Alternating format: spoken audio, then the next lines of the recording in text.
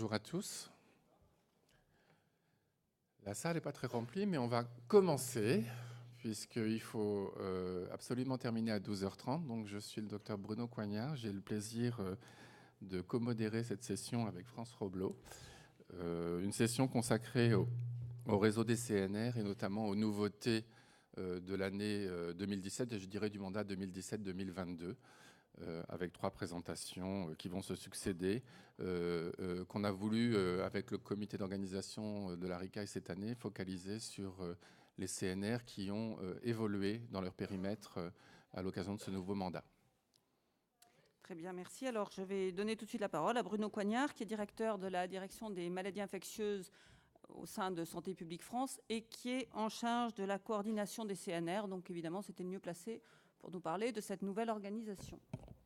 Et je vais faire très vite pour laisser la parole à nos CNR par la suite. Donc, je vais effectivement vous résumer ce qui a été la réflexion du comité des CNR pour mettre en place ce nouveau mandat 2017-2022.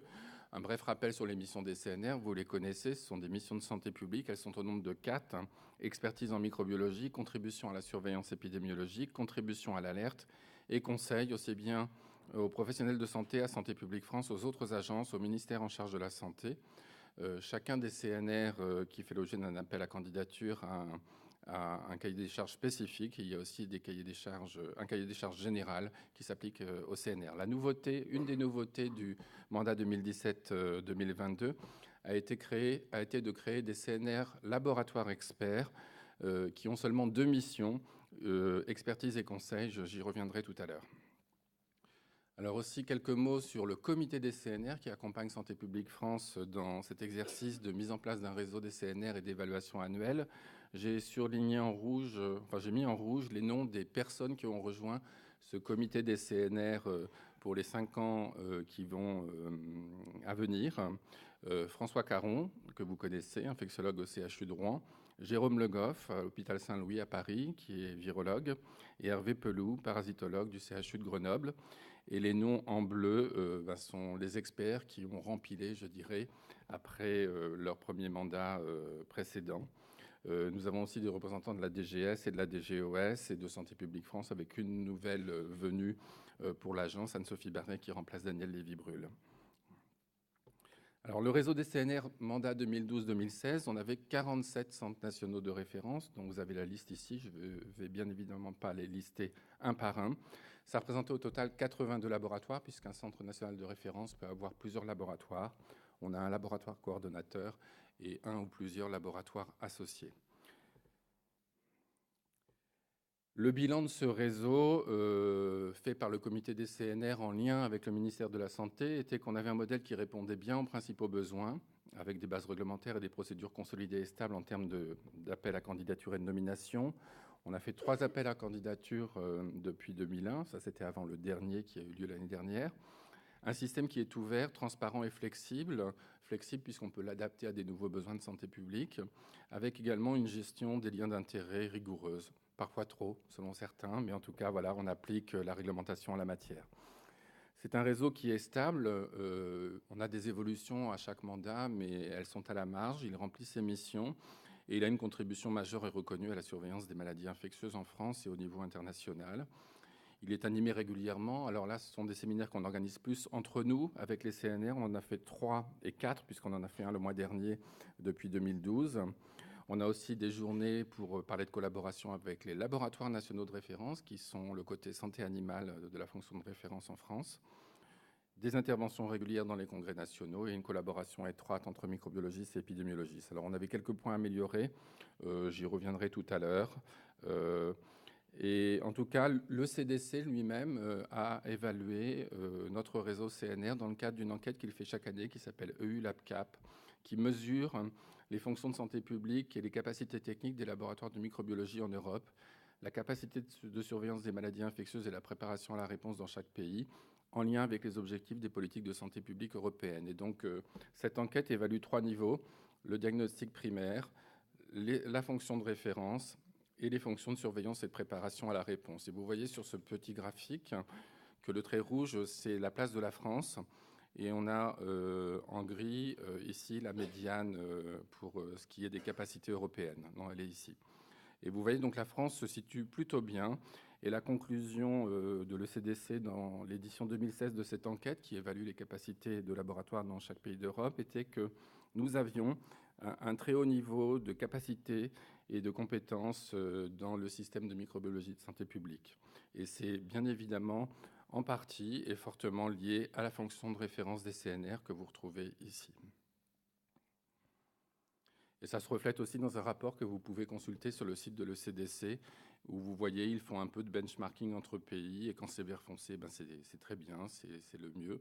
Et vous voyez que la France, aussi bien dans la fourniture de fonctions de référence que dans la capacité à avoir des diagnostics, des confirmations diagnostiques de référence et de l'identification de pathogènes, on est au top des capacités telles que le CDC l'évalue. Alors, les lignes directrices pour le réseau 2017-2022, qui nous ont été notamment fournies par le ministère en charge de la Santé, mais qui ont fait l'objet aussi de réflexions au sein du comité des CNR, c'était bien évidemment, dans un contexte budgétaire contraint, d'éviter la dispersion des financements en favorisant le regroupement des structures et, si possible, des regroupements syndromiques quand ils étaient pertinents. Tenir compte aussi de l'évolution des besoins et des priorités de santé publique et faire en sorte que le réseau constitué soit cohérent avec le programme de surveillance de Santé publique France, puisque c'est un soutien majeur à nos activités dans le champ des maladies infectieuses. On ne pourrait pas faire d'épidémiologie des maladies infectieuses sans microbiologie de référence et sans microbiologie tout court. Et donc voilà un peu les lignes directrices sur lesquelles la réflexion du comité des CNR a reposé. Comme je le disais, on a créé une nouvelle catégorie de CNR. Alors, on a ce qu'on appelle les centres nationaux de référence tout court, qui ont 4 missions, je les ai déjà données: expertise, conseil, contribution à la surveillance épidémiologique, alerte. On en a 39 de ce type dans le nouveau mandat. Et des centres nationaux de référence laboratoire experts, qui ont seulement une fonction d'expertise et de conseil. Ils sont au nombre de 5, et vous allez me dire pourquoi. C'est pour des pathogènes qui sont très rares, qui n'ont pas besoin effectivement d'actions soutenues en termes de surveillance et d'alerte, mais pour lesquels nous avons besoin de maintenir une capacité de conseil et d'expertise microbiologique. Un exemple, ça serait par exemple le CNR qui héberge les capacités pour les orthopoxvirus, en particulier la variole. L'autre ligne directrice des travaux du comité était de regrouper certaines thématiques, et donc ça va être un peu l'objectif de cette session, de vous en présenter 3. Nous avons aujourd'hui un CNR virus des infections respiratoires, dont la grippe, qui est une évolution en termes de périmètre de l'ancien CNR virus influenzé. Je laisserai Bruno Lina nous en parler. Un CNR infection sexuellement transmissible bactérienne. Un CNR virus de la rougeole, de la rubéole et des oreillons. C'est Astrid Vabré avec Christelle Volou, je crois, qui nous en parlera tout à l'heure. Un CNR méningocoque et Haemophilus influenzae. Et un CNR risque infectieux transfusionnel, qui est une évolution d'un laboratoire associé qui était à l'INTS, un laboratoire associé de 2 CNR, VIH et hépatite B et C, qui est devenu un CNR en part entière, risque infectieux transfusionnel, et c'est Cyril Laperche qui nous en parlera. Nous avons aussi étendu le périmètre de certains CNR. Nous avons aujourd'hui un CNR des herpès virus, qui est une extension du périmètre du CNR cytomégalovirus, et un CNR échinococcos tout court, qui est une extension du périmètre de l'ancien CNR échinococcos alvéolaire. Et nous avons donc créé 5 CNR laboratoires experts. CNR laboratoire expert brucellose, qui est une évolution du précédent CNR. Pour le charbon, également une évolution du précédent CNR. Pour la tularemie, même chose. Orthopoxvirus également. Et une création, le CNR laboratoire expert cryptosporidiose. Donc voilà la liste du mandat actuel. Nous avons aujourd'hui 44 CNR, dont 5 CNR laboratoires experts. 75 laboratoires au total, donc vous voyez qu'on a réduit un peu. On était à 82 laboratoires dans l'ancien mandat, on en a aujourd'hui 75. En termes de cartographie, on est toujours, et c'est une des particularités du réseau des CNR français, sur un système, vous voyez, qui est très distribué sur le territoire. Alors on a un gros bloc de CNR à Paris, dans les grandes villes telles que Lyon ou Marseille. Quelque chose d'intéressant également, c'est que vous voyez, on a aussi des CNR dans les DOM, et c'est absolument important pour un certain nombre de pathogènes, et vous comprendrez qu'il n'est pas normal d'avoir notamment un laboratoire associé du CNR arbovirus, par exemple, dans les DOM.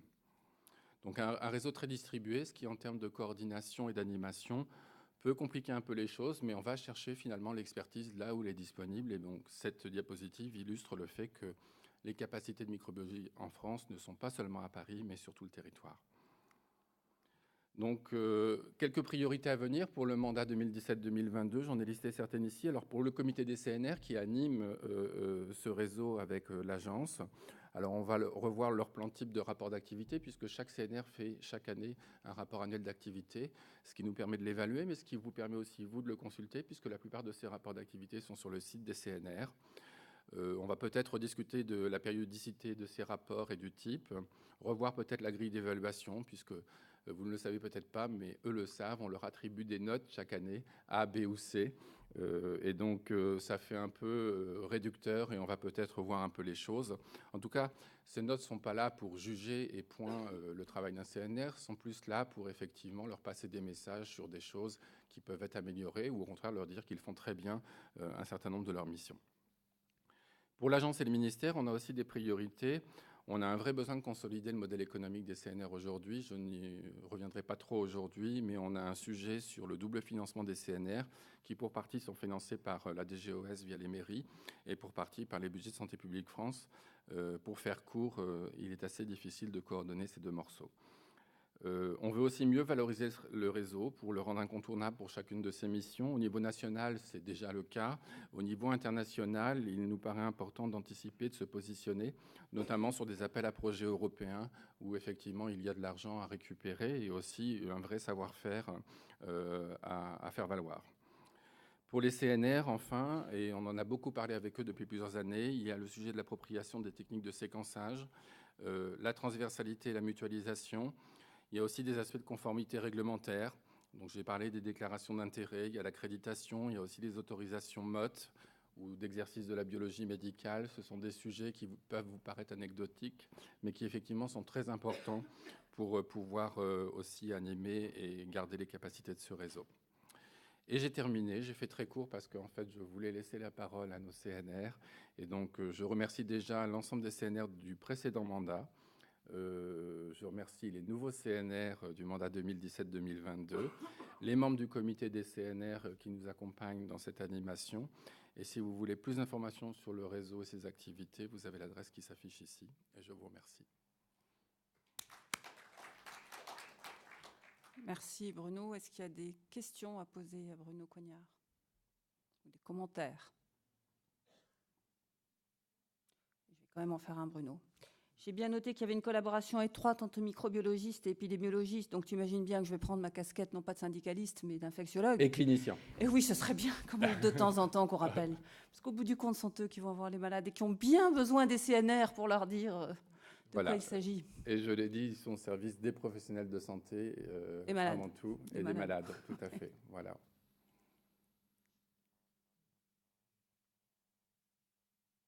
Pas d'autres questions, pas d'autres commentaires? Très bien, mais on va effectivement gagner un peu de temps. Merci Bruno.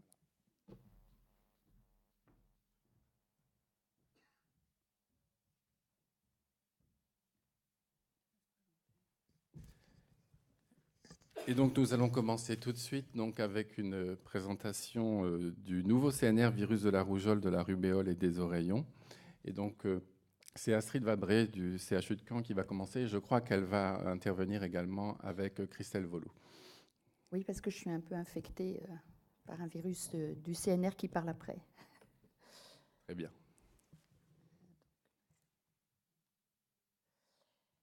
Donc, je vais vous présenter le nouveau CNR rougeole, oreillon, rubéole pour le plan quinquennal 2017-2022. Et pour vous parler, c'est Christelle Volou qui vous parlera de...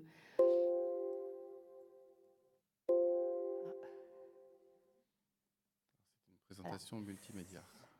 Donc, il y a un laboratoire coordinateur qui est en fait l'ex-CNR de la rougeole et paramyxoviridés respiratoire, qui est hébergé au laboratoire de virologie à Caen, qui s'occupe des 2 valences rougeole-oreillon, dont je suis responsable avec le docteur Julia Dina, et puis un laboratoire associé qui est l'ex-CNR du virus de la rubéole, donc, qui est hébergé par le laboratoire de virologie de l'hôpital Paul Brousse à la PHP et qui est animé par Christelle Volou.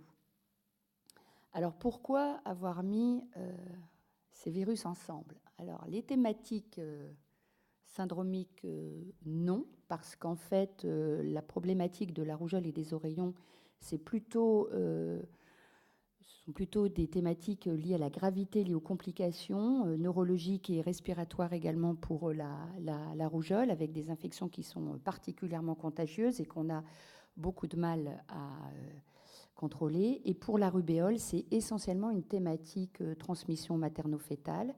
Néanmoins, ces 3 virus ont été regroupés parce qu'on a à disposition un vaccin trivalent qui allie ces 3 virus, le MMR ou ROR.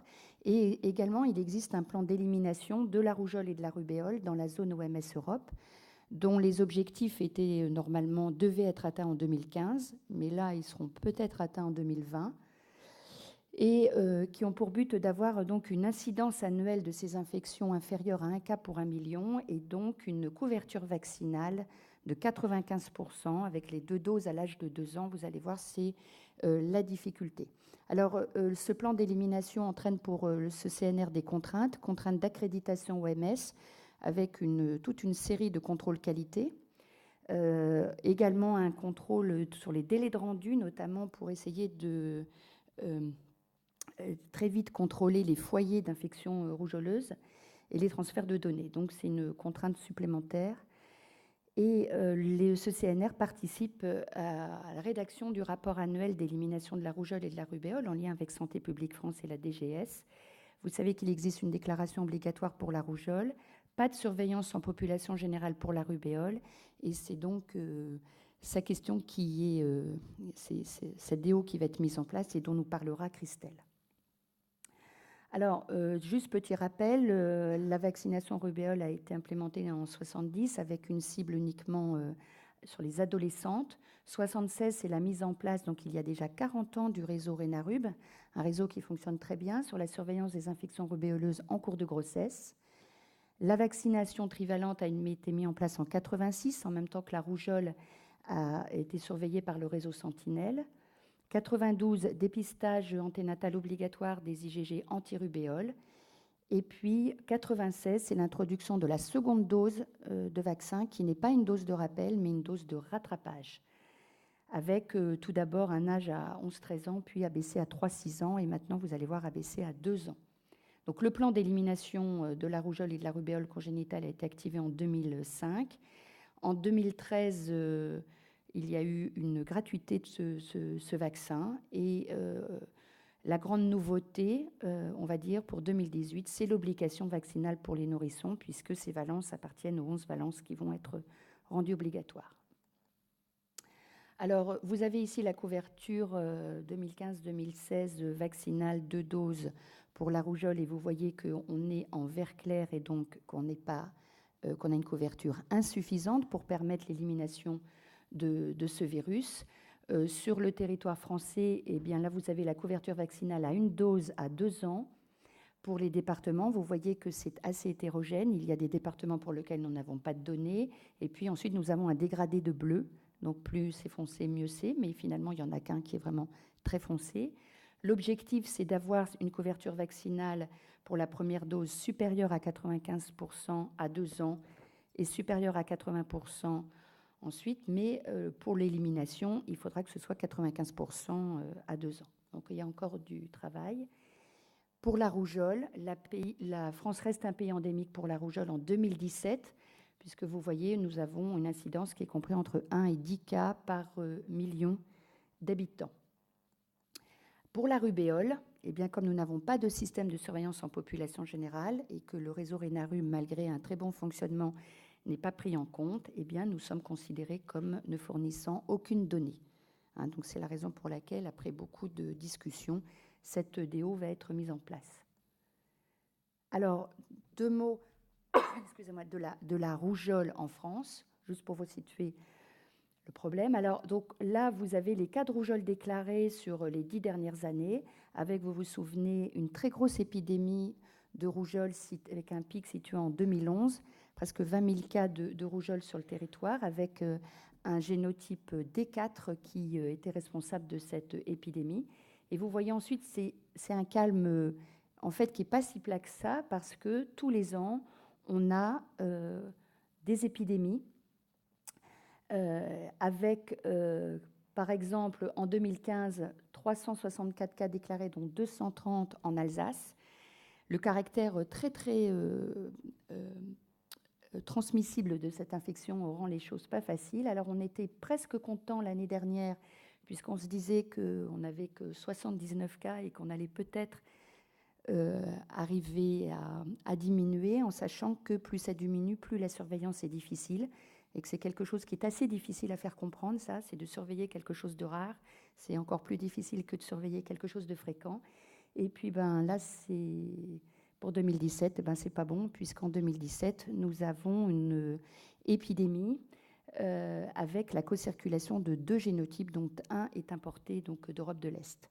Donc le CNR participe activement au diagnostic, confirmation des cas, génotypage, transfert des données, qui sont des choses très importantes, et une grosse activité de conseil.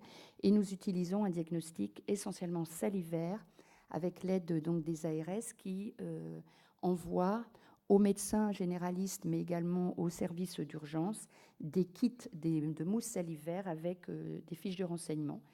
Et donc ça arrive par la poste chez nous, et donc ça nous permet de faire à la fois de la sérologie et également de la biologie moléculaire et du typage. Alors, que s'est-il passé en Europe cette année ? Eh bien, 13 700 cas de rougeole déclarés, avec essentiellement une grosse épidémie en Roumanie. Vous voyez que le 31 octobre, il y avait 5 600 cas et que ça ne va pas mieux. Cette épidémie n'est pas contrôlée, puisque le 15 décembre, on en était à plus de 10 000 cas, donc 36 décès.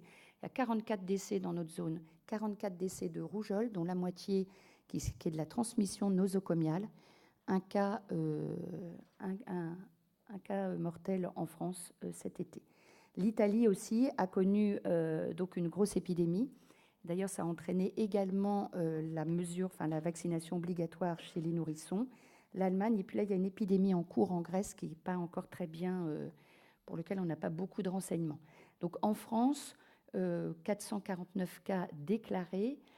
Donc ça nous fait, sur les déclarations uniquement, une incidence à 6,73 cas par million d'habitants. Et vous voyez que ces rougeoles arrivent essentiellement pour 87% des cas chez les non-vaccinés, 8% des cas vaccinés une dose, 5% qui, eux, seraient vaccinés 2 doses, en sachant que pour 6%, le statut vaccinal est incertain et qu'il est extrêmement difficile, en fait, de recueillir les statuts vaccinaux en France.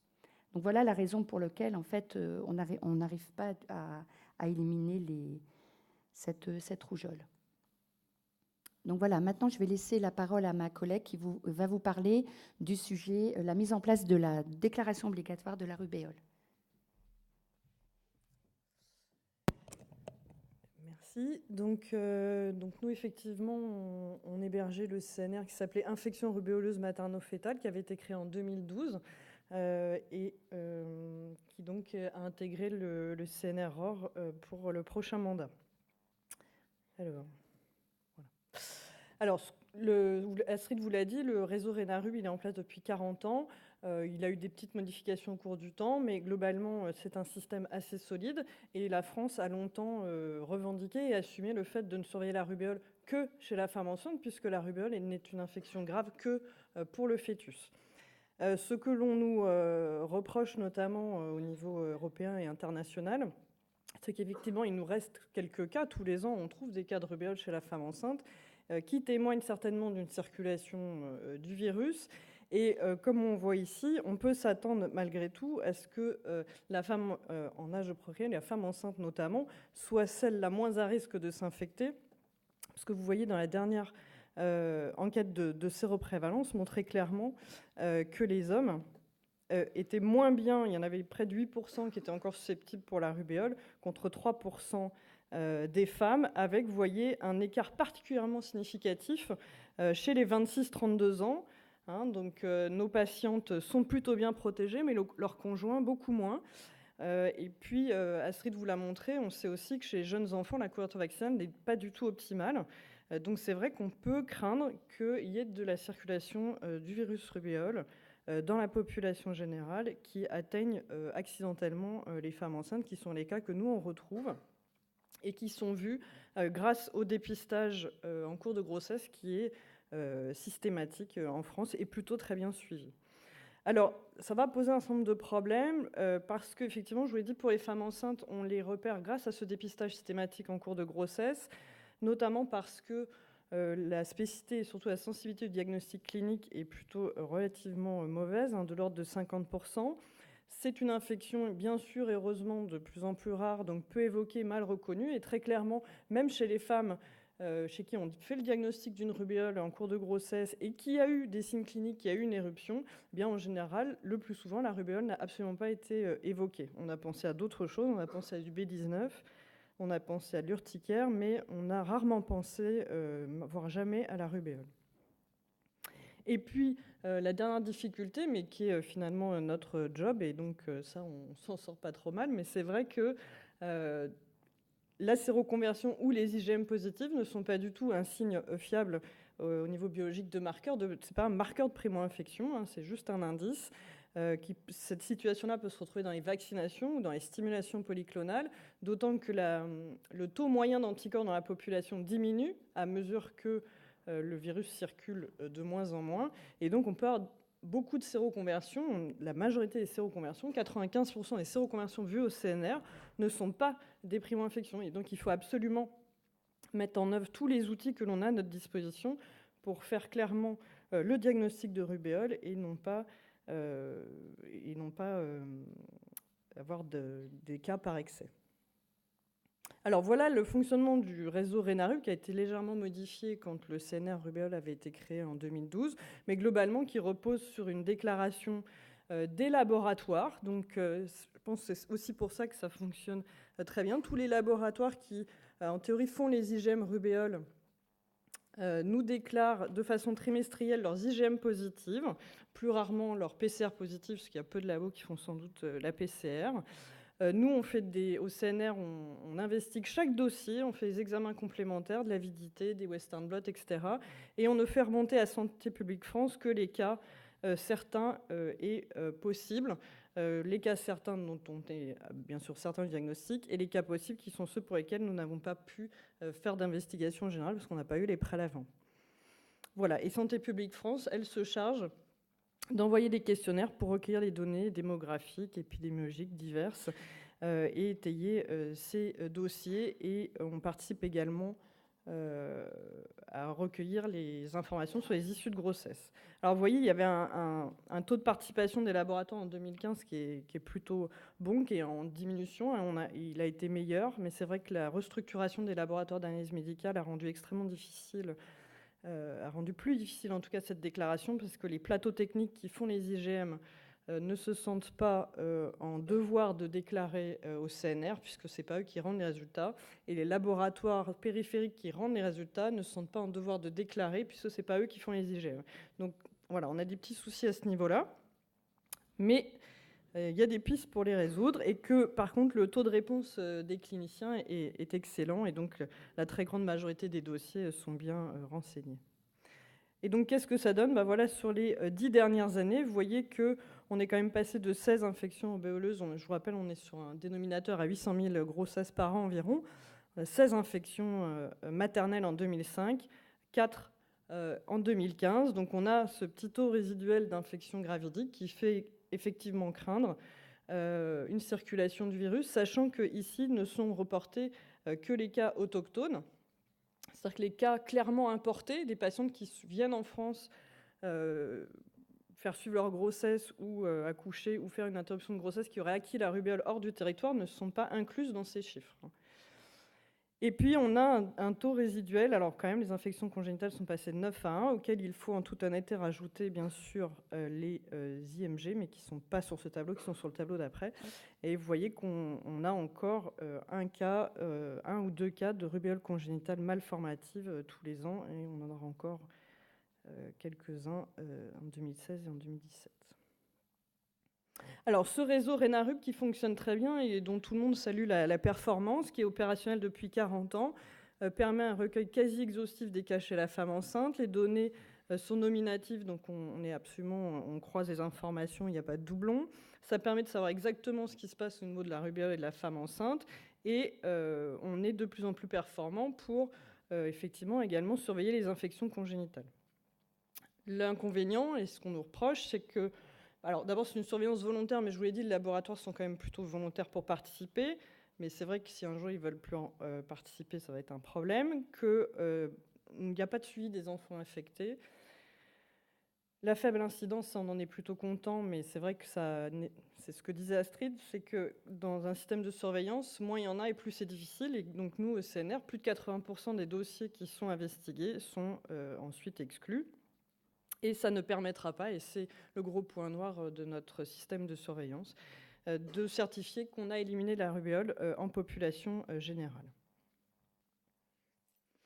Donc, pour toutes ces raisons, eh bien, il a été décidé cette année, alors il y avait déjà eu des tentatives, des propositions de Santé publique France de mettre la rubéole à la déclaration obligatoire en population générale, qui n'avait pas abouti, pour toutes les raisons que je vous ai expliquées et qui paraissent quand même assez raisonnables. Mais en 2017, sous pression, entre autres, de l'OMS, eh bien, il a été acté qu'il y aurait, à partir de 2018, une déclaration obligatoire de les rubéoles en population générale, mais on va être un peu plus stringent que ce que l'OMS demande, puisqu'on ne va pas déclarer les cas uniquement sur des critères cliniques. Ça nous paraît totalement inacceptable, puisque la majorité des rubéoles sont asymptomatiques et que la majorité des éruptions qui peuvent ressembler à de la rubéole n'en sont pas. Donc ce seront uniquement des cas confirmés biologiquement, ce qui implique quand même une structuration du réseau et de la déclaration obligatoire qui va demander pas mal d'efforts de coordination entre les médecins qui vont déclarer, les ARS, les laboratoires qui vont confirmer cette infection. Donc ça nous permettra, on espère, d'identifier des cas sporadiques. Surtout, on espère pouvoir cocher la case à l'OMS que oui, nous avons bien éliminé la rubéole. Et on suppose qu'on recevra assez peu de déclarations, mais ça, on n'en sait rien. Alors, l'animation, elle est en... Alors, se poser la question, je vais tout vous mettre en même temps, du coup, se poser la question du type de prélèvement pour faire cette confirmation biologique. Très clairement, selon l'OMS, le prélèvement idéal pour faire la confirmation du diagnostic, c'est le sérum, avec la recherche des G, des M, et de l'avidité, qui est indispensable, puisque, je vous l'ai dit, 95% des IgM positifs ne sont pas des infections récentes, et ça peut aussi être des vaccinations.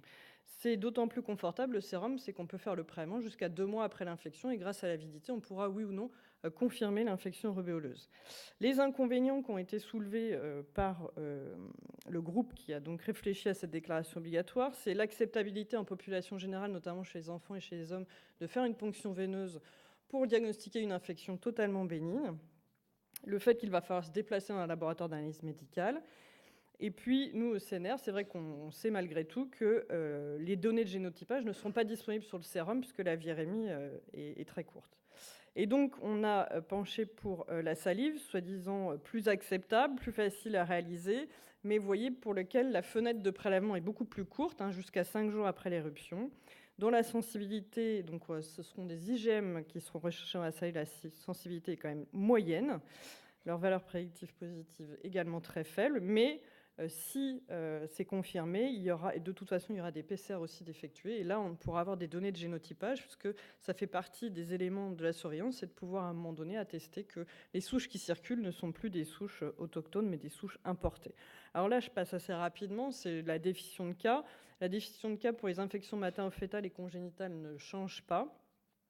Pour la population générale, encore une fois, ce sera une personne avec des signes cliniques d'éruption, donc éruption avec ou sans fièvre, et une confirmation biologique chez une personne qui n'a reçu aucune dose de vaccin. OK. Les prélèvements sérologiques seront pratiqués par les laboratoires de ville ou éventuellement dans les laboratoires hospitaliers. Les prélèvements salivaires peuvent être pratiqués par le praticien s'il dispose donc des kits de prélèvement qui sont les mêmes que pour la rougeole.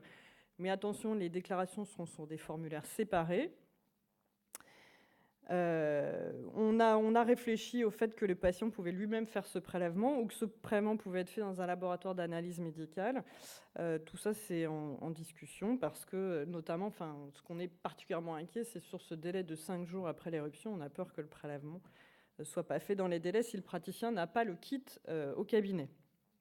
Et puis, comme pour la rougeole, eh bien, cette enveloppe partira par la poste. Elle partira au CNR rougeole, qui commencera par faire la PCR et qui nous renverra pour la confirmation du génotypage à Villejuif. Et par contre, les sérologies sur la salive seront faites à Caen. Et pareil, on essaiera de développer des outils éventuellement d'avidité sur cette salive. Et puis, par contre, sur le circuit femme enceinte, les prélèvements, on les fera toujours arriver à Villejuif pour la confirmation des cas. Enfin, on va bien s'articuler avec Caen pour que les choses soient le plus simples possible. Mais en population générale, voilà, on espère que ça concerne assez peu de cas. Voilà, je vous remercie. Je remercie Astrid c'est elle qui a fait le logo. Je ne lui connaissais pas ce talent. Voilà. Donc, nouveau scénario. Ouais. Merci. Oui, une question dans la salle en face de moi. Bonjour.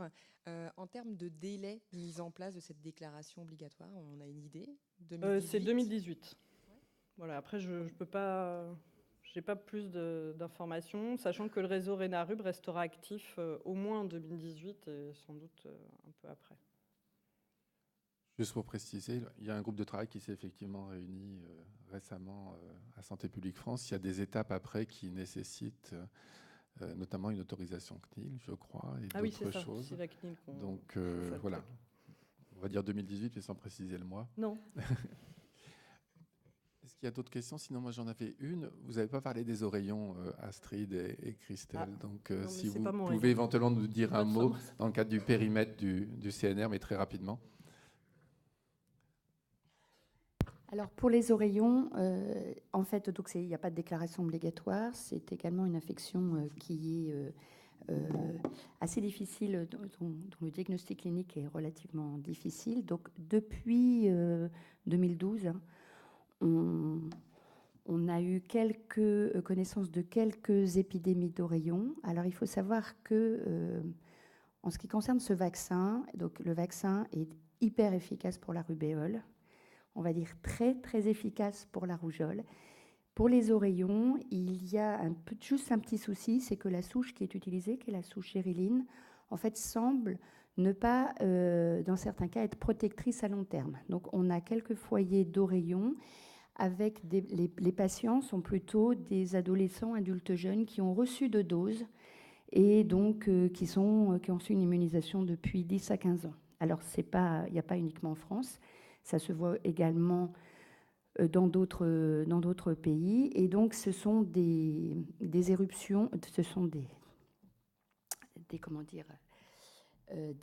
épidémies qui surviennent. Alors, le diagnostic, on le fait également sur la salive. Donc, en fait, ce système de kit Oracol, où c'est uniquement une mousse, fonctionne très bien pour le diagnostic des oreillons. Je vous rappelle que la sérologie oreillon, c'est difficile, parce que ça croise un peu avec les autres para-influenza qui sont les paramyxoviridés. Il faudra qu'on discute un peu avec Bruno, qui va s'occuper de ces virus. Et c'est encore plus compliqué d'avoir le virus parce qu'il s'agit en fait d'une réinfection. Et donc le virus est présent très peu de temps. Donc il n'y a pas forcément d'IgM refabriqué. Et le virus est vraiment présent très peu de temps dans la salive. Alors, on utilise aussi pas mal les urines, où on peut retrouver de l'ARN, rougeole, rubéole également, et oreillon, quand on est un petit peu tardif dans le prélèvement.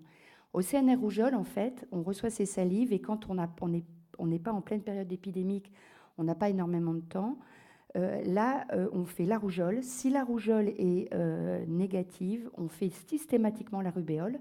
Donc, c'était aussi des données qu'on avait sur du diagnostic d'infection avec des éruptions qui pouvaient ressembler à de la rubéole. Et on fait également le parvo B19 et l'herpès 6. Et en fait, on a beaucoup de signaux d'herpès 6, qui est un virus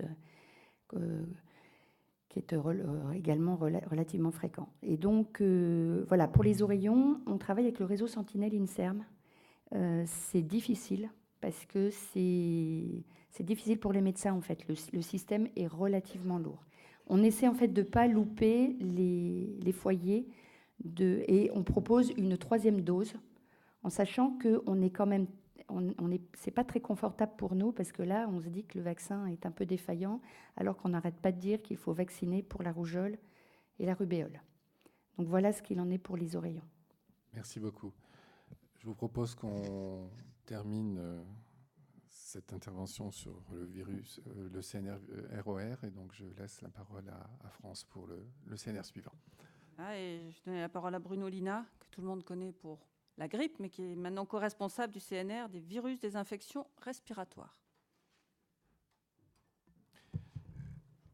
Et tu as 20 minutes. 22 exactement.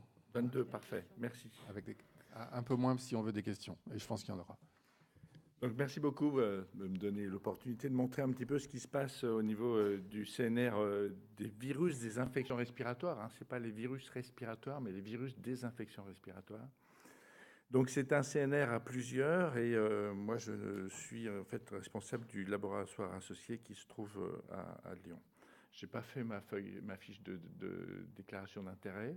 Il y a une diapo normalement, donc je n'ai pas de lien d'intérêt. Je n'ai pas de conflit d'intérêt, j'ai des liens d'intérêt à cause d'un déplacement financé par GSK à un congrès et un déplacement financé par Sanofi Pasteur à un congrès. Donc, les nouveautés du CNR, en fait, c'est que globalement, le périmètre de ce centre de référence a considérablement augmenté avec tout un éventail de virus qui sont dans la panoplie des virus qui donnent des infections respiratoires et pour lequel finalement on a des poids lourds qui viennent d'entrer dans le périmètre du CNR, c'est outre la grippe, donc le virus respiratoire syncytial, le virus de la bronchiolite, le rhinovirus, qui sont vraiment des virus qui donnent des bouffées épidémiques massives. Et vous allez voir que c'était important, à mon avis, qu'on soit en charge de la surveillance de ces pathogènes parce qu'ils peuvent être potentiellement des facteurs confondants de la grippe. Et puis, associés à ces virus, on a des virus un petit peu moins fréquents, mais qui ont pouvoir pathogène malgré tout élevé. On voit qu'on a des hospitalisations fréquentes du fait de ces virus. C'est les métapneumovirus, les para-influenza, les 4 para-influenza, les adénos, les coronavirus et les bocavirus. Et puis, en marge de ces virus respiratoires, on a aussi, bien évidemment, les virus émergents qui étaient déjà dans le périmètre du CNR. Il s'agit des influenza aviaires et porcins et des coronavirus tels que le SRAS et le MERS. Et puis potentiellement, on se dit, de toute façon, dès qu'il y aura un virus à transmission respiratoire, ça va nous tomber dessus. Et à côté de ça, on a aussi des nouveautés qui sont liées aux outils qu'on est amené à utiliser, notamment les nouvelles techniques de séquençage, le NGS, et la composante bioinformatique qui va avec. L'ensemble du panel des virus respiratoires qui rentrent dans le giron du CNR pousse à l'utilisation et éventuellement l'évaluation de PCR multiplex permettant d'avoir la détection de l'ensemble des pathogènes en un temps court. Et puis, il y a toujours ce travail d'évaluation qu'on fait sur les outils du diagnostic, qu'il s'agisse des tests diagnostiques rapides ou TROD, ou des tests moléculaires rapides qui sont aussi en phase d'évolution. Après, dans le cadre du CNR, les objectifs, finalement, ils sont restés un peu similaires. C'est-à-dire qu'on est un des CNR qui est en prise directe avec la surveillance communautaire. Et donc, on a une surveillance que j'appelle primaire en même temps qu'une surveillance secondaire. C'est-à-dire qu'on reçoit des échantillons directement, de façon importante, à partir du réseau Sentinelle. Et l'analyse de ces prélèvements se fait au sein des CNR. Ce n'est pas que de l'expertise de deuxième niveau à partir d'échantillons retrouvés dans les laboratoires hospitaliers en particulier. Mais cette expertise secondaire, on l'a aussi toujours grâce au réseau rénal et on reçoit notamment les prélèvements qui ont été réalisés chez les patients qui présentent des formes graves. On a aussi toujours la mission d'expertise de conseil, la mission d'alerte, bien évidemment. Et en termes de structuration du réseau, il y a une bascule qui s'est faite il y a 3 ans, 4 ans maintenant, qui est passée du réseau GROG au réseau Sentinelle. Mais globalement, la structuration et le fonctionnement du réseau est resté très, très similaire. Et on a, depuis quelque temps, vraiment un renforcement des données venant du réseau rénal. Et je pense que, malheureusement, pour le réseau rénal, on va demander encore plus du fait de l'augmentation du périmètre, parce qu'on va avoir besoin de données peut-être au-delà simplement des données agrégées. Et puis, dans le cadre des collaborations et de l'expertise, alors on a des collaborations qui se mettent en place avec le LNR, et vous allez voir qu'on en a quelques-unes, aussi bien pour le LNR porcin que pour le LNR CNR aviaire, bien évidemment avec l'OMS, ça c'est les fonctions de National Influenza Center ou NIC, et le laboratoire de Paris est aussi centre OMS de référence pour les virus H5 et les virus aviaires émergents. Et puis, dans le cadre des réseaux européens, on participe activement au réseau ERLINET, qui signifie... ça y est, j'ai oublié. European Reference Lab for Influenza Network. Et puis, iMove, qui est une structure qui fait l'évaluation de l'efficacité vaccinale avec des tests robustes. Et puis, il y a d'autres activités. Et le laboratoire participe aussi à la validation du test de qualité soumis à tous les laboratoires de référence européens. Et puis après, on a les contraintes. Les contraintes, c'est l'ANSM et le MOT. Je finirai avec ça. Donc, qu'est-ce qu'on peut dire finalement ? Aujourd'hui, le CNR, c'est 3 laboratoires. Donc, le laboratoire coordonnateur est à Paris, mon labo est à Lyon, et il y a un labo à Cayenne qui avait déjà été évoqué par Bruno en introduction. Et ça permet d'avoir finalement un périmètre géographique de surveillance qui est assez étendu. Et ce qui est intéressant pour nous, c'est qu'il partage à la fois les zones tropicales et les zones tempérées. Ce qui fait que la France est une zone tempérée de l'hémisphère nord. Du côté de Cayenne et des îles, des Antilles, on peut considérer qu'on est un petit peu dans les zones intertropicales, tropicales. Et puis, on a les îles du Pacifique et de l'océan Indien, Mayotte, La Réunion et puis potentiellement la Nouvelle-Calédonie, qui sont des éléments qui peuvent nous fournir des informations par rapport à la saisonnalité, aux virus qui circulent dans l'hémisphère sud. Et donc, on a finalement une vision assez complète de ce qui se passe en termes de grippe. Et potentiellement, on pourra étendre ça aussi pour ce qui se passe sur les autres virus respiratoires. La surveillance, comme je vous le disais, est organisée autour des médecins du réseau Sentinelle. On voit que le réseau Sentinelle a fait un effort extrêmement important pour essayer de densifier le nombre de médecins préleveurs. On a malgré tout encore des régions qui sont assez pauvres. Ça a toujours été historiquement un petit peu pauvre et certaines gagnent du fait que les régions ont été fusionnées parce que quand on voit que Nouvelle-Aquitaine est bien représentée, c'est bien. Si on regardait le Limousin, je pense qu'on aurait un peu plus de difficultés. Et puis, on a réussi aussi, depuis 2 ans, c'est la 3e année, donc, à ce que des pédiatres soient vraiment inclus dans le réseau. Et ça aussi, c'est une valeur ajoutée, notamment quand on va devoir surveiller, ce qui est le cas actuellement, les épidémies AVRS pour les documenter mieux. Et donc, pourquoi est-ce qu'il nous avait semblé important d'étendre un petit peu la mission du CNR pour aller au-delà de la grippe ? Eh bien, c'est parce qu'en fait, les labos du CNR avaient poussé pour qu'on aille au-delà de la grippe, du fait qu'un certain nombre de virus, on sait, sont des facteurs confondants de la grippe. Et on a des virus qui donnent des épidémies, alors qui sont parfois un petit peu séquentielles. C'est une hypothèse qu'on avait mise à un moment donné. Regardez cette image-ci, où on voit que les virus épidémiques, qu'il s'agisse des rhinos, puis du VRS, puis de la grippe, émergent en séquence et se chassent mutuellement l'un l'autre. Ça n'est pas toujours vrai. Regardez, on a des co-circulations du VRS et de la grippe, souvent.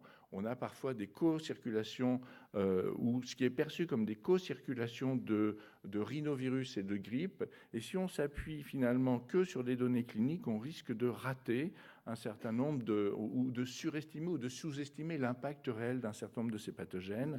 Ça, c'est un travail qu'on avait fait, qui avait montré que finalement, si on s'appuyait sur une définition clinique de cas qui n'était pas suffisamment robuste, ce qui est très compliqué dans le cadre de la grippe et des virus respiratoires, et qu'on ne s'appuie pas sur de la virologie qui permet clairement de documenter les agents infectieux responsables, eh bien, on peut se retrouver devant des situations où finalement, on a l'impression que c'est un virus qui circule alors que c'en est un autre.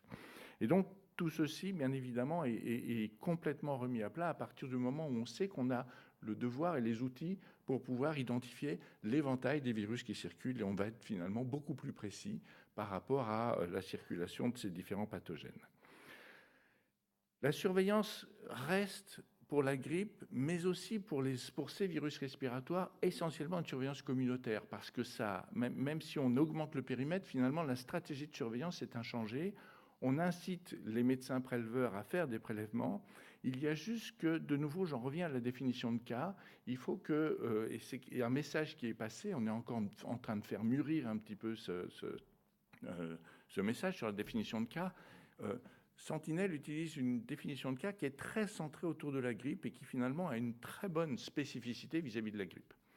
mais peut-être une sensibilité moins bonne. Et de fait, si on veut surveiller d'autres virus que la grippe, la définition de cas utilisée par Sentinelle peut nous poser un peu des problèmes. Donc on a adapté cette définition de cas de façon à ce que finalement le critère clinique de la fièvre surtout soit moins important hors période épidémique de la grippe. Et on voit que par le réseau Sentinelle, alors c'est donné uniquement pour le sud de la France, on récupère du virus respiratoire syncytial, du métapneumovirus, des parainfluenza, des rhinovirus et des coronavirus. Donc on voit effectivement, par le biais du réseau Sentinelle, la circulation des différents pathogènes. Alors, bien évidemment, à la fin de l'année, on verra qu'il y a toujours 3 virus majoritairement circulants, qui sont la grippe, le VRS et les rhinovirus. Et lorsque, là, c'est les dernières données que l'on a concernant la surveillance hospitalière, qui elle aussi reste au même niveau.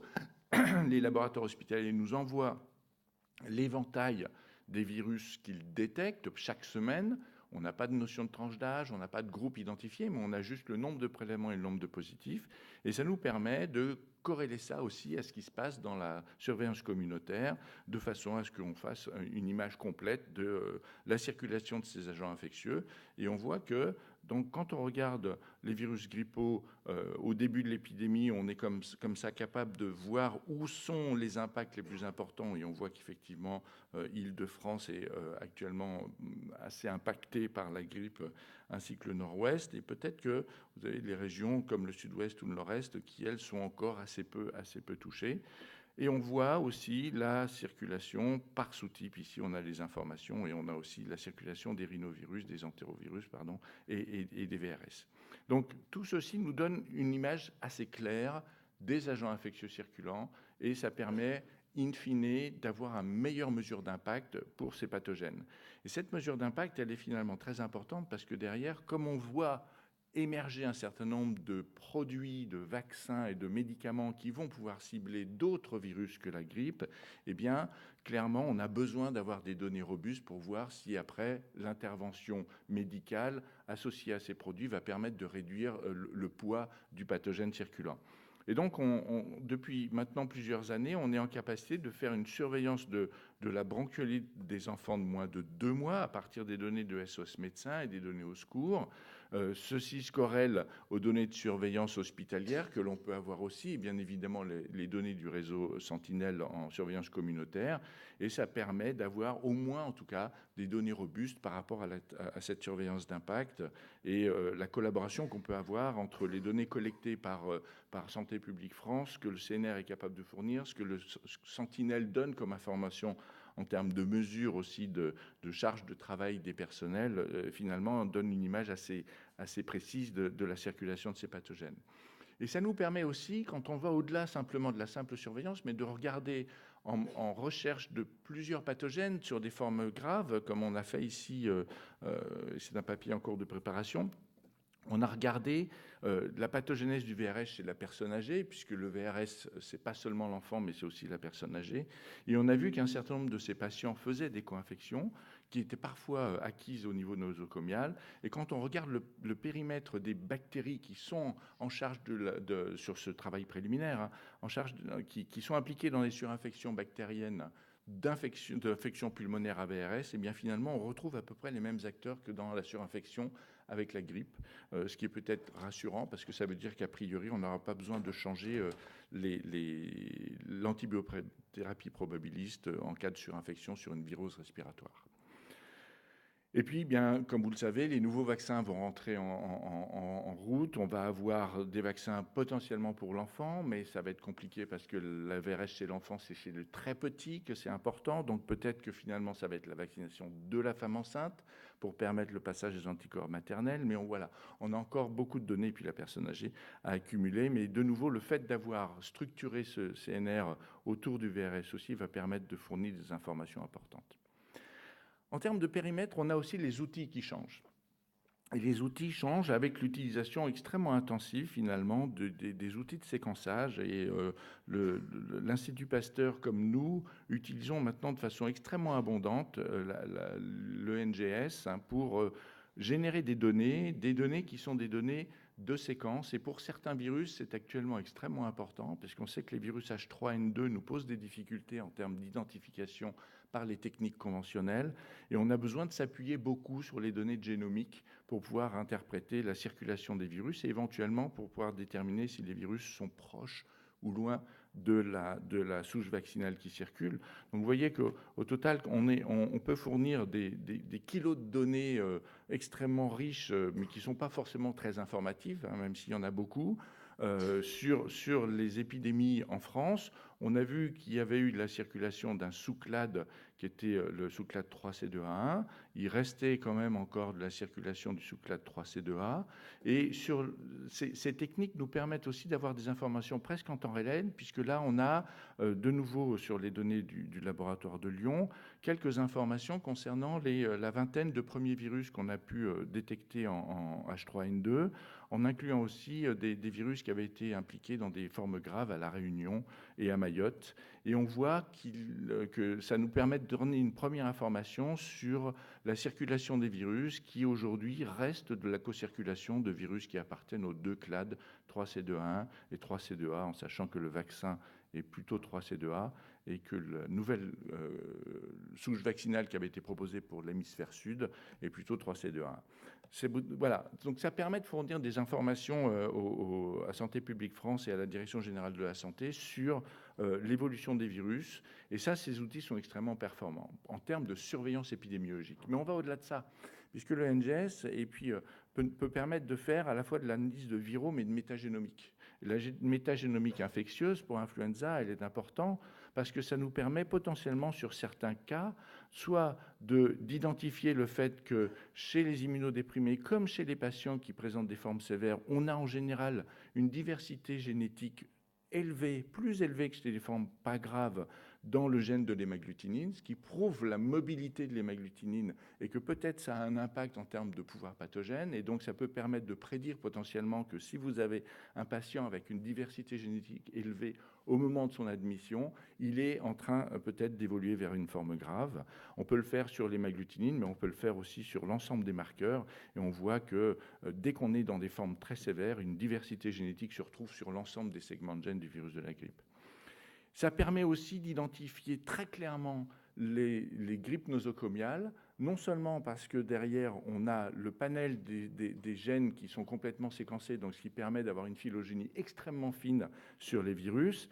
Et de temps en temps, lorsque l'on a des souches qui sont à la fois nosocomiales et virulentes, eh bien, on peut aussi comme ça les identifier plus clairement lorsqu'on prend un autre marqueur, par exemple la CPB2, pardon, c'est ici PB2. Et là, c'est la neuraminidase, en complément de ce qu'on peut avoir sur la séquence de l'hémagglutinine. Et ça permet aussi de mieux tracer les virus et éventuellement de mieux les identifier et derrière de faire de l'analyse de pathogénèse de façon plus précise. Et puis, en termes de périmètre d'outils, est arrivé un outil qui est à la fois utile et un peu embêtant, c'est le RIHN et c'est les détections multiplex. Alors, c'est des outils qui sont performants, dont les capacités analytiques devaient être vérifiées. Et là, on a fait un travail sur un des outils qui s'appelle le FilmArray pour regarder s'il avait les mêmes performances que nos outils classiques pour la détection des pathogènes. Donc, on voit qu'effectivement, les performances analytiques sont bonnes, ce qui n'est pas très surprenant, parfois même meilleures que celles qu'on avait. Mais après, il y a un problème de coût derrière. C'est-à-dire que ça coûte horriblement cher. Si on devait faire toute la surveillance avec ça, il faut multiplier le budget par 5. Minimum.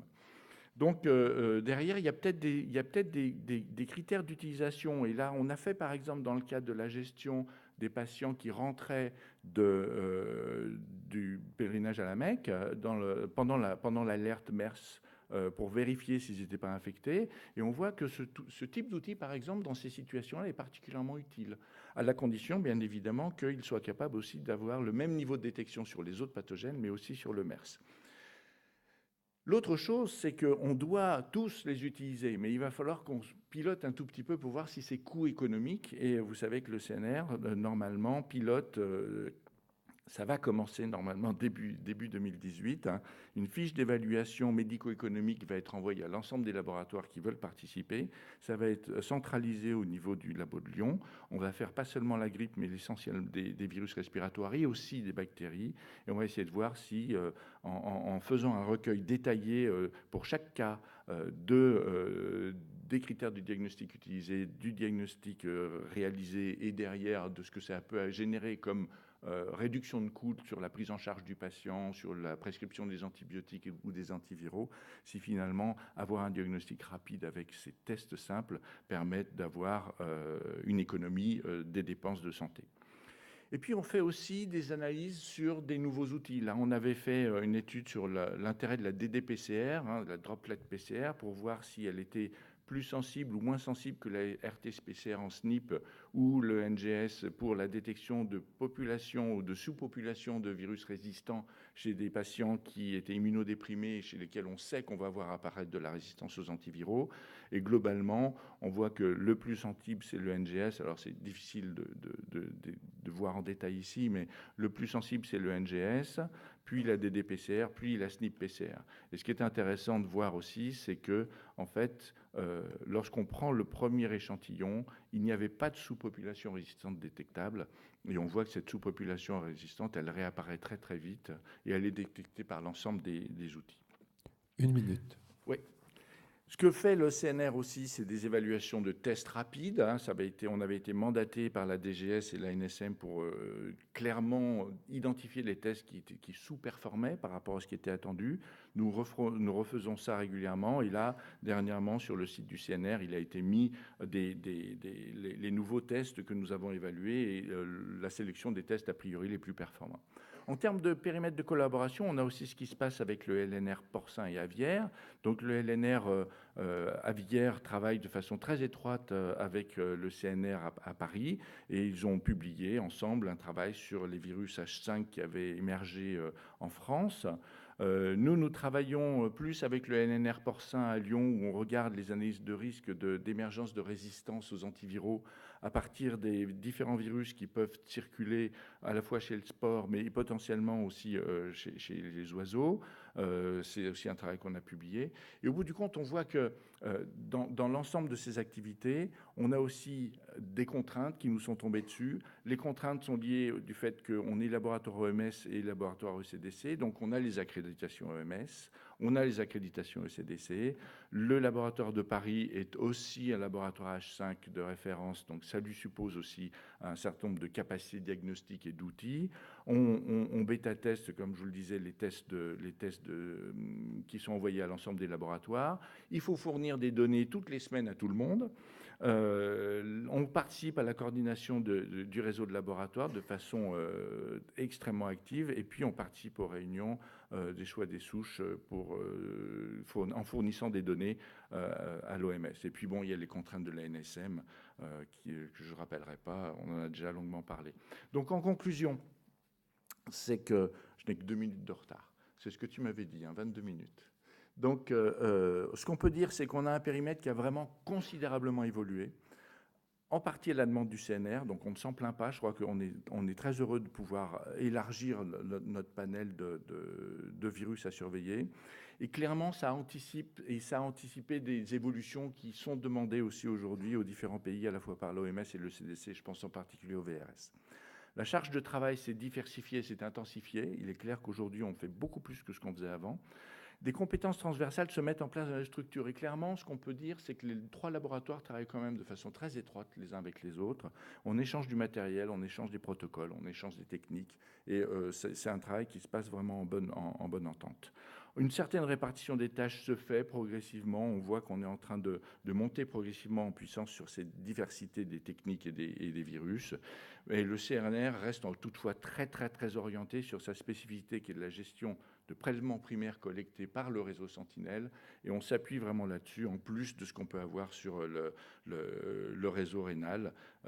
Finalement, on a diversifié notre palette. Et je veux juste finir en essayant de n'oublier personne. Donc, le CNR, c'est donc 3 laboratoires. J'ai mis les personnes qui interviennent quelque part dans les activités du CNR, sur tout ce que je vous ai montré sur le CNR de Lyon, avec nos techniciens, bien évidemment, le CNR de Paris aussi, et puis le CNR de Cayenne avec Dominique Rousset. On collabore beaucoup avec Londres et puis avec les membres du réseau Sentinelle, du réseau Rénal, sans qui tout ceci ne serait pas possible. Merci beaucoup.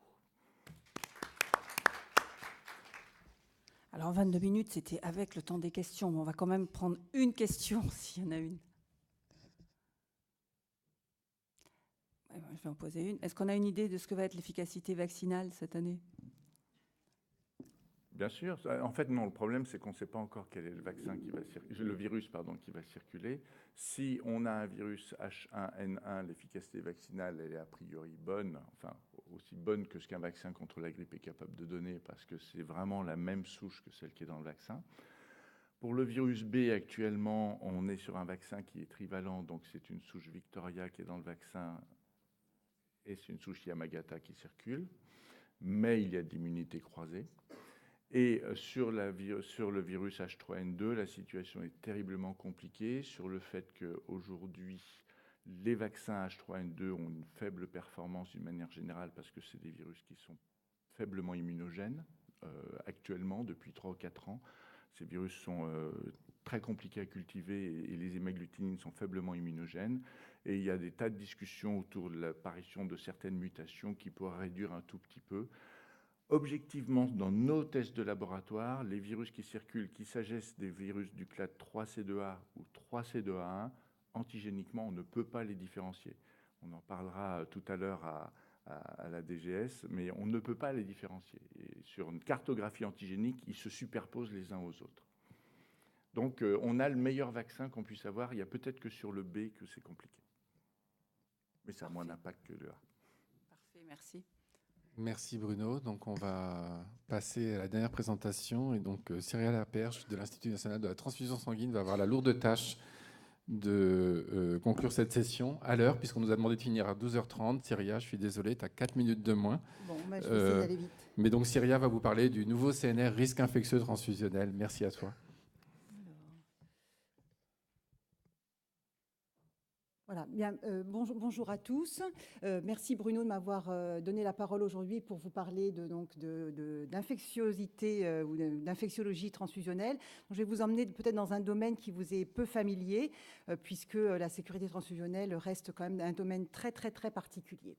Ce que je voudrais vous montrer aujourd'hui, c'est comment finalement, sur la base d'une longue expérience de laboratoires associés dans le domaine de la virologie transfusionnelle, puisqu'il s'agit de virologie transfusionnelle, on peut bâtir un nouveau CNR donc, qui s'élargit avec un périmètre, on va dire, au-delà des virus. Alors, je ne vais pas du tout détailler cette diapositive puisqu'en fait, nous, on manque de temps et puis l'objet n'est pas là, mais simplement pour vous rappeler que depuis l'affaire du sang contaminé qui n'aura échappé à personne dans cette salle, un certain nombre de mesures ont été, on va dire, renforcées et également ajoutées de manière à assurer la sécurité transfusionnelle maximale, qu'elle soit virologique ou qu'elle soit également bactérienne. Et ces mesures reposent sur les différentes étapes de la chaîne transfusionnelle qui commencent bien sûr par l'hygiène dans l'environnement de la collecte, où un certain nombre de mesures sont prises. Le fait que les candidats aux dons sont sélectionnés, ce n'est pas un mot qui est très joli, mais en fait, il s'agit de cela, hein, d'éviter finalement de prélever les sujets qui seraient potentiellement infectés par un agent infectieux quel qu'il soit. Ensuite, il y a l'étape de la qualification biologique du don qui en fait revient à faire un diagnostic d'une infection. On va le voir principalement virale. Puis, au niveau de la préparation du produit sanguin lui-même, on peut agir en réduisant, voire éliminant la présence d'agents infectieux dans le produit sanguin durant la préparation. Et enfin, bien entendu, tout ce qui tourne autour, c'est-à-dire la vigilance scientifique et épidémiologique de savoir ce qui se passe dans le monde, il peut y avoir une répercussion au niveau de la sécurité transfusionnelle est très importante. Et enfin, c'est en fin de liste, mais c'est très important, tout ce qui relève de l'hémovigilance, c'est-à-dire la surveillance que l'on peut avoir au niveau des receveurs de produits sanguins, également des donneurs, avec un impact qui peut être effectivement indirect en aval. Alors là, vous avez la liste, elle est volontairement longue, hein, c'est pour vous montrer tout ce qui est fait aujourd'hui pour assurer la sécurité transfusionnelle infectieuse. Vous voyez que l'histoire commence au milieu des années 50 avec la détection donc, de l'agent syphilitique qui est systématique, puis elle n'a de cesse que d'augmenter. Sans pour autant que les marqueurs qui sont dépistés de manière systématique ne soient enlevés. Il n'y en a qu'un seul hein, qui a été supprimé, qui est celui de la de la détermination du taux des transaminases, qui est donc un marqueur non spécifique. Sinon, pour tout le reste, on a toujours ajouté pour assurer, on va dire, la sécurité maximale. La petite révolution qui a eu lieu en termes de sécurité transfusionnelle, elle est apparue donc en 2001 avec la possibilité de dépister sur tous les dons de sang les génomes viraux pour le VIH1 et le VHC. Donc ça a vraiment été quelque chose d'assez particulier de faire rentrer la biologie moléculaire dans les centres de transfusion. Et je vous en dirai quelques mots tout à l'heure. Donc, nous avons donc une expérience donc de référence infectieuse en transfusion depuis de longue date, hein, et nous avons été donc nommés, comme le disait Bruno tout à l'heure, donc laboratoire de référence associé au CNR VIH d'une part et VHC Delta d'autre part, durant les 3 derniers mandats donc quinquennaux en vigueur. Ah. Ça semble bloqué. Ah.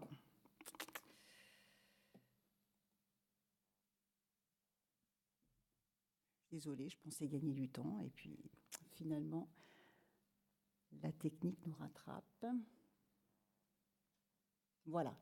Donc, parmi les missions que nous avions, hein, c'est un peu pour planter le décor, la première était celle de surveiller de manière donc nationale, prospective et exhaustive tous les donneurs de sang. Donc, ça avait été introduit progressivement en 85, avec donc l'estimation du risque résiduel donc viral, et ce en partenariat avec les opérateurs, donc l'Établissement français du sang, qui est l'opérateur principal, son équivalent au niveau des armées, qui est le centre de transfusion de santé des armées, et puis bien sûr Santé publique France. Donc, cette surveillance était basée sur un suivi des indicateurs épidémiologiques des infections virales transmissibles et dépistées de manière systématique, c'est-à-dire l'infection à VIH, VHC, VHB et puis HTLV, et donc de mettre en exergue et d'identifier les caractéristiques épidémiologiques et biologiques des donneurs de sang trouvés positifs en lien avec leur statut.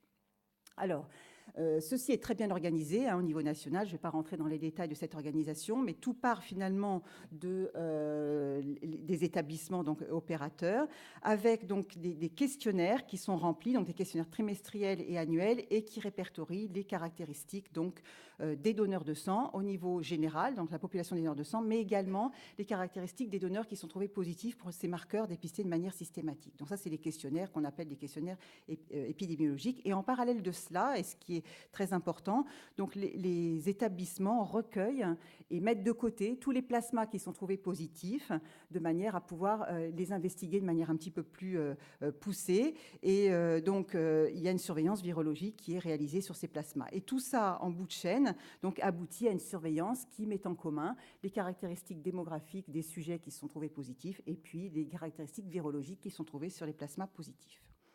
Alors voici un exemple de ce qui est fait au niveau du CNR, ou ce qui était fait et ce qui continuera à être fait au niveau de nouveau CNR, en partenariat avec l'opérateur et puis Santé publique France, qui est celui d'évaluer le risque résiduel qui existe aujourd'hui lorsque les sujets donc, sont transfusés par des produits sanguins.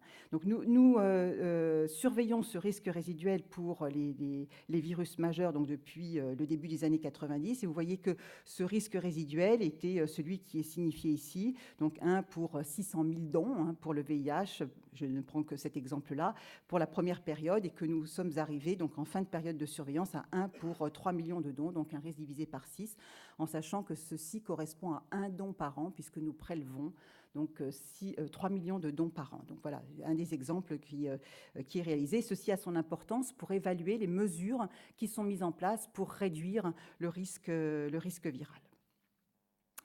Alors, deuxième mission, qui est donc celle de l'ancien CNR et qui continuera avec le nouveau CNR, qui est celui de surveiller la diversité virale chez les donneurs de sang. Ceci est réalisé depuis 2000, donc dans notre laboratoire. L'objectif est de faire une veille sur l'émergence à impact transfusionnel. Alors, vous allez me dire, on le fait sur les virus, on va dire que l'on connaît bien, mais on peut voir émerger des variants viraux, par exemple, qui peuvent avoir un impact sur les outils diagnostiques qui sont utilisés dans le cadre de la transfusion sanguine. Et puis, ça contribue également à la connaissance des souches virales qui circulent en population générale, puisque même si on la surveille dans la population des donneurs de sang, mais finalement, les donneurs de sang correspondent à la population générale, même s'ils ne représentent que 4% de la population générale, mais ça a quand même le mérite d'avoir une surveillance, on va dire, exhaustive et continue. Alors, les méthodes de la surveillance virologique qui sont utilisées au CNR sont celles qui sont là. Je ne vais pas rentrer dans les détails, hein, c'est tout à fait classique, hein, donc des techniques sérologiques, de sérotypage, de génotypage, avec l'identification de mutations, encore une fois, pour mettre en évidence une émergence particulière. Alors, vous allez me dire, quel est l'intérêt de cette surveillance virale, hein? On est chez les donneurs de sang. Est-ce que c'est vraiment très intéressant de surveiller les donneurs de sang qui constituent vraiment une partie très particulière de la population des donneurs de sang, de la population générale? Donc l'intérêt, comme je viens de vous le dire, c'est que d'abord, cette population, elle est sentinelle de la population générale malgré la sélection. Donc finalement, quand on regarde la distribution génotypique que l'on a chez les donneurs de sang pour les virus, hein, donc, que je vous ai cité tout à l'heure, elle est similaire à celle de la population générale. Donc on peut imaginer que finalement, si on observe quelque chose chez les donneurs de sang, bah, c'est le reflet de la population générale. Et également, on la relie parfaitement aux facteurs de risque qui sont connus. Donc ça aussi, ça a son importance, même si finalement on enfonce une porte ouverte, il est quand même important de constater qu'on est en concordance avec ce qui se passe dans la population générale.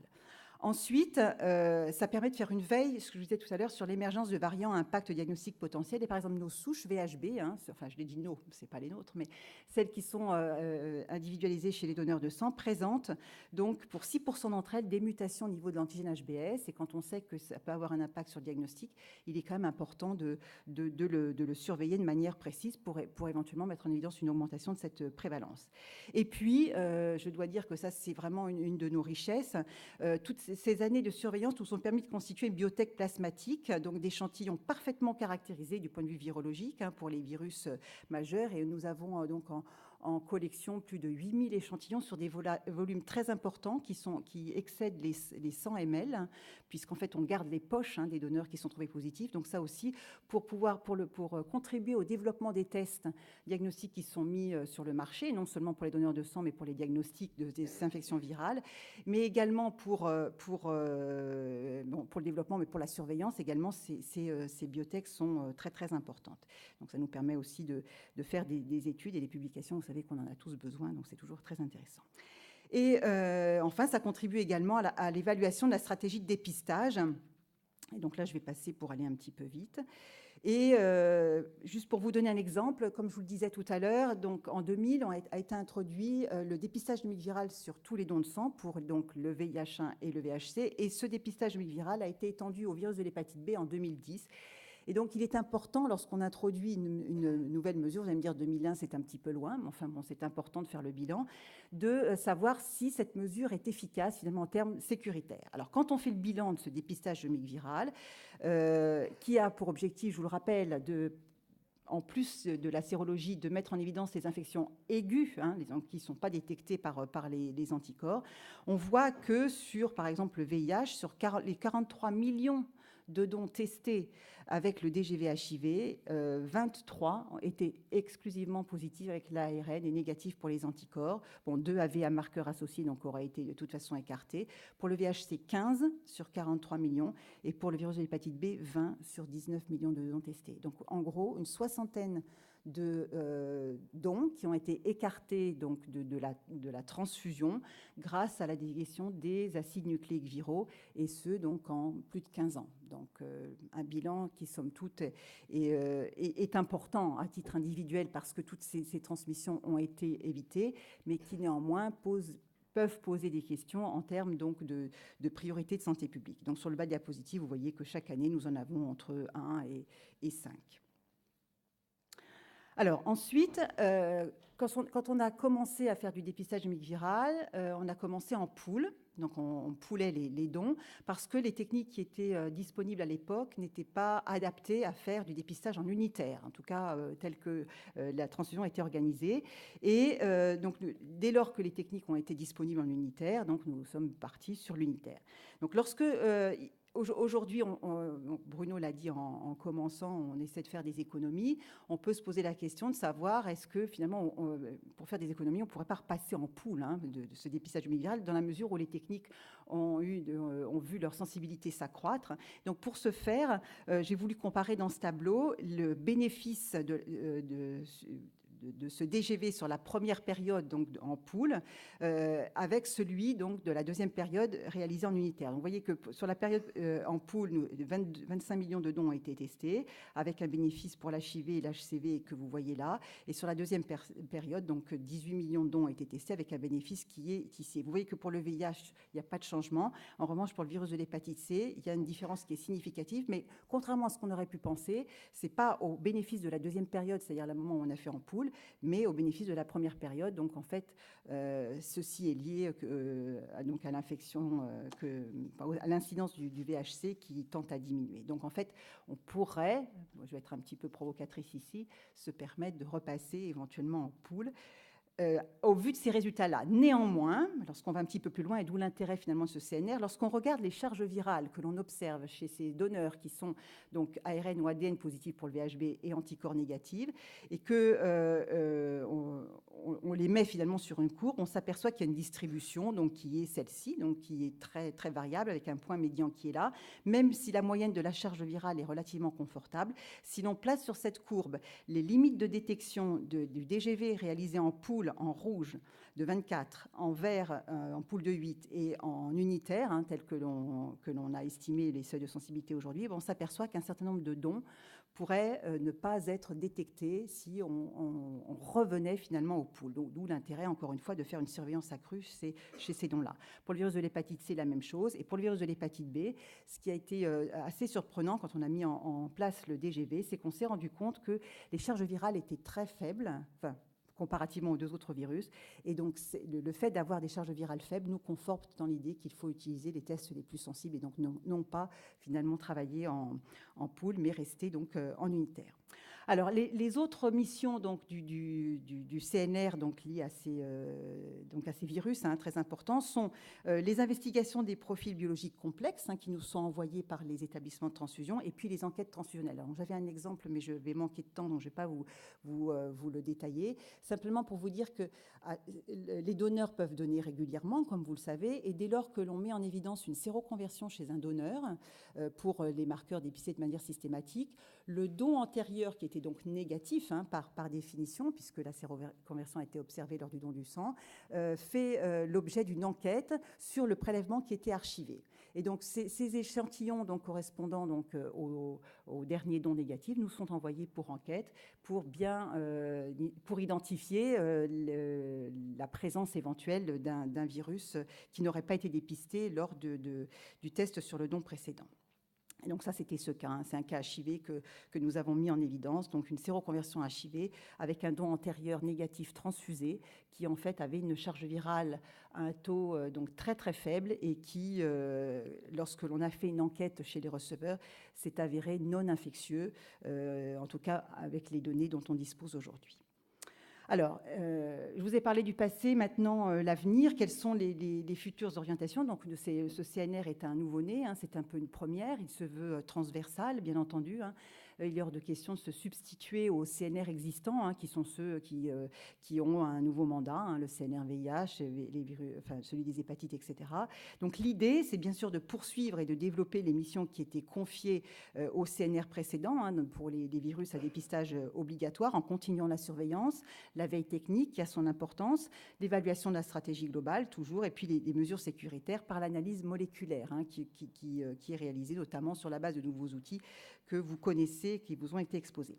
Mais la deuxième mission qui va être celle de l'avenir, c'est celle donc de ces nouvelles missions. Et donc l'élargissement, comme je vous le disais en préambule, du champ infectieux à d'autres agents à impact transfusionnel, et Dieu sait s'il y en a, surtout lorsque l'on parle d'émergence, par exemple. Et tout ceci doit se faire dans la transversalité et la complémentarité. Et donc l'idée, c'est d'avoir une expertise coordonnée avec les CNR spécifiques et l'ensemble des parties prenantes. Donc Santé publique France, bien entendu, on travaille de longue date avec eux, il faut continuer. Donc les opérateurs, le FS, le CTSA, mais aussi l'Agence de biomédecine, la NSM, la DGS, et puis les associations de patients, c'est très important en transfusion, ça on l'a vu par le passé, et également l'association des donneurs de sang. Donc à chaque fois que finalement il y aura une question qui impliquera l'ensemble de ces parties prenantes, ou partie de ces parties prenantes, eh bien elles seront sollicitées. Il y aura donc des réflexions communes pour aboutir encore une fois à des mesures particulières s'il faut en mettre en place. Donc l'objectif, vous l'aurez compris, c'est de pouvoir permettre donc aux décideurs de prendre la bonne décision, en tout cas la décision la plus adaptée à la situation donnée. Alors, quelques exemples, je vais aller vite pour les infections virales, donc je vais juste voilà, m'attarder sur l'HTLV. Il y a plein de choses à faire sur les autres virus, bien entendu. L'HTLV est un virus pour lequel il y a un dépistage systématique des anticorps de longue date, a été introduit par la suite une déleucocytation systématique de tous les produits sanguins, et comme on sait que l'HTLV est exclusivement intraleucocytaire, peut se reposer la question de la pertinence du dépistage des anticorps. Donc là, il va y avoir une réflexion qui a déjà été menée, qui est menée de longue date, c'est un peu récurrent l'HTLV. Donc là, typiquement, ça peut être un rôle de CNR que celui de mettre autour de la table les gens qui réfléchissent sur l'HTLV pour pouvoir finalement donner les outils de la décision donc, à nos autorités de santé. L'hépatite E, c'est un gros sujet aussi aujourd'hui en transfusion. On sait que le virus est transmissible par la transfusion. Il y a un dépistage aujourd'hui qui est partiel sur un certain nombre de produits. Pourquoi finalement le limiter à un certain nombre de produits et pas l'élargir? C'est aussi une question sur laquelle on peut avoir une réflexion concertée sur la mise en place de ce dépistage donc, de l'ARN systématique. Et puis les arboviroses, vaste sujet pour lesquels on met ponctuellement, de manière temporaire, des mesures en place lorsque les épidémies arrivent et pour lequel il faudra avoir une réflexion finalement de systématisation sur des critères précis d'introduction et éventuellement de suppression ponctuelle, bien entendu, de certaines mesures. Et puis, alors, les émergents... Minute, Cyria, oh là, je suis désolé. Oui, ça va aller vite, j'ai presque terminé. Et donc, tous les émergents, bien sûr, qui peuvent poser problème, donc d'où l'importance d'être très en amont. Les infections bactériennes aussi, vaste sujet. Alors, c'est vrai qu'en France, nous avons mis en place une mesure systématisée d'inactivation des pathogènes sur les produits plaquettaires pour éviter la transmission bactérienne, qui est vraiment liée aux produits plaquettaires. Mais bon, on peut poursuivre effectivement une réflexion sur les bactéries. Je ne vais pas rentrer dans les détails, je n'ai pas trop le temps. Le palu aussi, gros sujet, parce qu'il y a les porteurs chroniques, donc asymptomatiques, qui posent problème et pour lesquels il faudrait peut-être effectivement revoir un certain nombre de mesures. Et puis les infections prioniques aussi, donc vous voyez que le panier est lourd, mais le challenge est intéressant. Et donc voilà, donc j'en ai terminé. Je voulais remercier donc bien sûr toute mon équipe, donc l'actuelle, la passée, tous les anciens, les opérateurs avec qui on collabore. Vraiment, c'est une collaboration de longue date et qui est très très fructueuse. Donc Santé publique France avec Josiane Pillonnel qui a plus particulièrement en charge les donneurs de sang, et puis les anciens coordonnateurs des CNR VIH, hépatite B et Delta, avec qui on a bien travaillé par le passé, avec qui on continuera de travailler. Voilà, merci de votre attention. Merci Cyria, je pense qu'on n'aura pas le temps pour des questions, mais je vous invite à vous rapprocher de Cyria à la sortie de cette salle, puisqu'on doit la libérer à 12h30, il est 12h30. Et puis c'était une mise en bouche, je dirais, on aura 5 ans pour revenir sur chacun de ces CNR, et en particulier de celui de Cyria. Merci à vous, je vous souhaite une bonne pause à midi, ou une bonne nouvelle session si vous embrayez tout de suite.